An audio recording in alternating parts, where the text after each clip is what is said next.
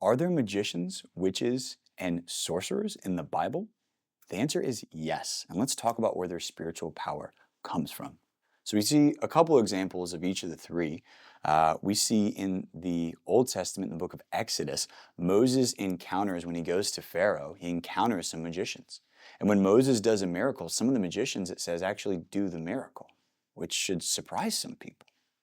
Or another time, Saul goes to a witch, the Witch of Endor, which sounds like a character in a movie or a video game.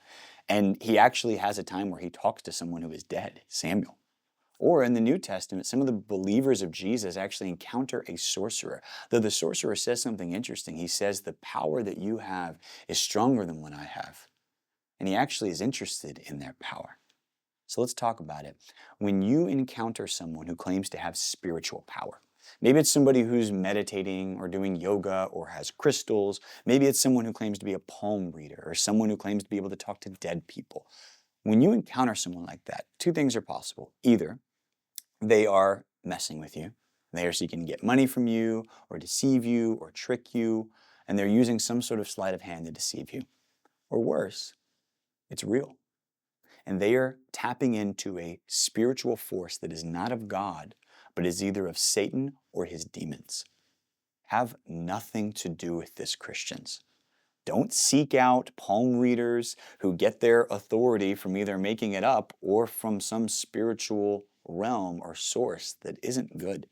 It's just like you should be careful about water where you don't know where it's being drawn from or where it comes from. You should be careful, much more so, with where spiritual power comes from. You see, we as Christians engage with the Holy Spirit. That is our supernatural power that we tap into. And it is not a power of ourselves, but of God that fills us and enables us to do supernatural things. So much so that the supernatural power of God in us, when He is with us, is enough to resist any temptation and to resist Satan himself and all of his demons. For example, when Jesus encountered demons, they ran. They were terrified of His power. So don't make the mistake of thinking that the spiritual power of Jesus and the spiritual power of Satan is equal. It's not. Satan is a created being. Jesus is infinite, and He is eternal. And His power is unending. Satan's is limited. Jesus is everywhere, and Satan can only be in a few places at once, or one place at once. So, Christians, yes, some magicians, wizards, or witches are real. But the names we call them isn't important. What they're really doing is they're drawing from a well of spiritual darkness that we should have nothing to do with.